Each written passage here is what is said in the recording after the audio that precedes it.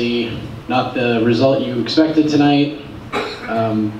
How much did you learn from your first title fight after being in the UFC for less than a year?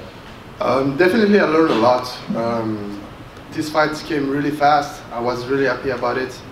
It's only been a year I'm in the UFC, and I really wanted, to prove everybody, that I was able to. But Cormier was the better man tonight. Definitely, he's a great champ. I'm also happy that he was able to prove to himself and to everybody, that he deserves his legacy.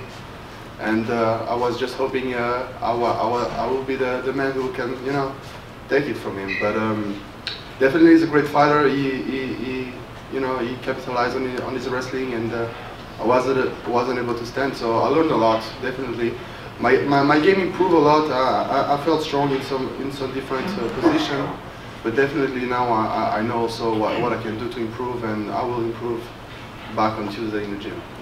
You and Daniel obviously had a lot to say to each other leading up to the fight. Things got a little heated at times. Did he say anything to you privately after the fight? Did you guys talk at all, either in the cage or after the fight ended?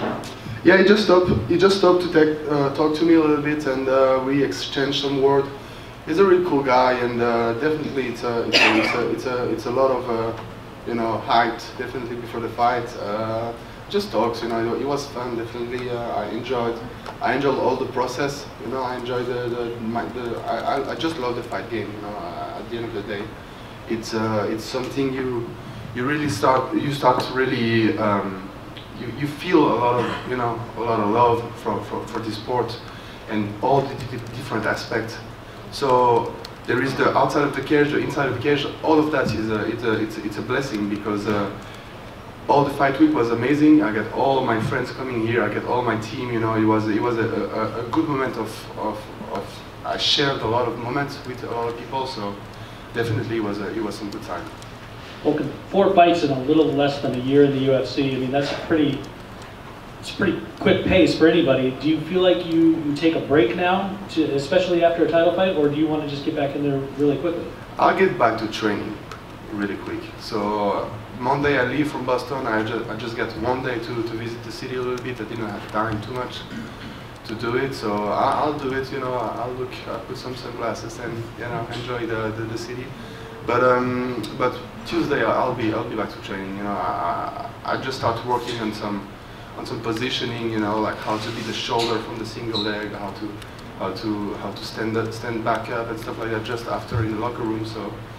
Tuesday is going to be the same, but I'm going to go live and I'm going to work that even harder. When I talked to DC earlier this week, I mentioned to him that your youth might be a big thing for the light heavyweight division, and even though he didn't plan on surrendering his belt to you tonight, he said that he thinks that you're one of the guys that's the future of this division. I wonder if you could maybe talk about the champ, giving you that level of an accolade even before the fight. I will be champion, that's for sure. I will be champion. It's just a matter of time. Definitely tonight wasn't my night.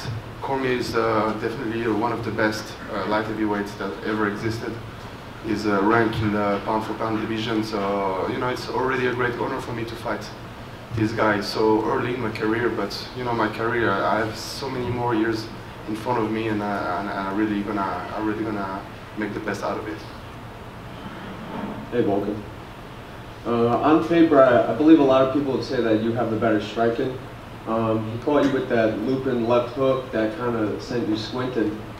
Did his striking surprise you, considering that there's a huge height and reach difference? No, definitely not, because that's his style. I don't think he has a bad striking at all. He has this dirty boxing style, and it's just sweet.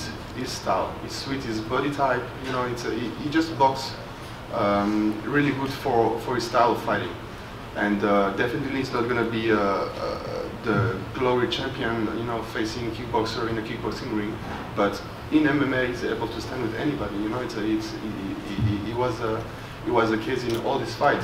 He takes people down, and at the end of the day, he's just go forward and punch them, and kick them. So I know he has a good boxing, but of course this is to capitalize on his wrestling. So I know he's also dangerous in the stand-up. is the #1 assignment when you get back to Florida is to just throw in the wrestling shoes and just wrestle for weeks and weeks and weeks?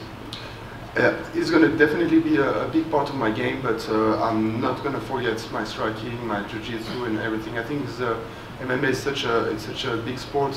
There is so many styles you have to learn, but you have to focus on where you're heading, and I think don't over or underestimate one other department. Thank you. Hey, Volkan. Was there any point in the first round, it seemed like you landed a couple of shots, was there any point where you thought you had him? Yeah, definitely. I thought if I will continue the same pace and the same style I was going, it's the knockout will come definitely. So you know, I liked my first minutes in the octagon. I felt really good. I wanted to throw some kicks also, but then I figured out, you know, it wasn't really in the game plan, so let's not do it. So yeah, you know, I felt good. You know, I haven't watched the fight yet, so I cannot really tell you how it was for real. But I definitely think I thought I was able to knock him out. And just curious, how close was that rear naked choke at the end of the first? I heard the clap, the 10-second left. So there is this movement. I've been training a lot with my coach, and I was like, fuck it, you know, let's do it, because I was worst case, you know, it's the round is over. So, and I knew it. If I will land that movement on him, I will just use it later in the round. Anyway, the round will stop, and I'm not gonna get in trouble. So. Basically, I did it, didn't work. He's a better wrestler than me, definitely. So he got the choke, and I just let it go because I knew that the round was about to stop. Well, you had some success in the very beginning of the fight, fending off his takedowns. He was trying to shoot under your punches immediately. You stopped, what, 4 or 5 of them. What changed between what allowed you to stop those takedowns at the beginning of the fight and then having more success further into the round? I think I surprised also because I surprised myself because I know I have a good position in a close range like that. So I felt good. I felt really good. Upper body work, you know, like Greco and stuff. I worked a lot on that. So definitely it was a good momentum for me. But then I got caught on the floor once and maybe the second time, and then I got stuck. So you know, I don't really know. But I surprised myself. I realized that I really progressed in my wrestling. I took definitely a lot of commitment into my wrestling training and improving on my defense and my offense and everything. So I'm also happy with what I did during that fight. And when he got the cross sides, the mount at the end and tied up your arms, we see so many fighters really get stuck in that position and the punches are short, but there's nowhere to go. Can you talk about what it's like to be in that predicament where you can't find a way out and these short punches are just kind of ticking away the fight? I mean, it's fighting, so you know, you gotta go or you're gonna get, you know, knocked out. So basically, you just have to move. You have to, you know, get away from that position, you know. But then I got stuck, and I was able to keep going, you know. Definitely, you know, I mark really easily on my face. I get red super easily, but wasn't really rocked. But definitely, I will take a lot of damage, so the referee stopped the fight.